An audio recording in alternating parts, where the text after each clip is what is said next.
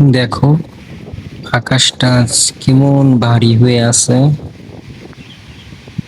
কালো মেঘে ঢেকে গেছে চারিদিক।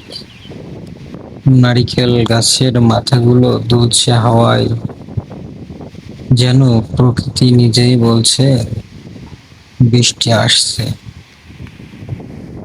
এই মুহূর্তটা বৃষ্টির আগের অদ্ভুত নীরবতা। মাটির গন্ধ আসছে, শুরু করেছে বাতাসের সাথে।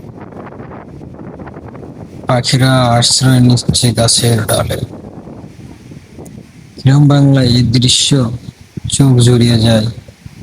মেঘ জমেছে, বাতাস বইছে, মনে হচ্ছে আকাশটা কেঁদে ফেলবে এখনই। এই বৃষ্টির অপেক্ষায় থাকুক আমাদের সাথে। ধন্যবাদ।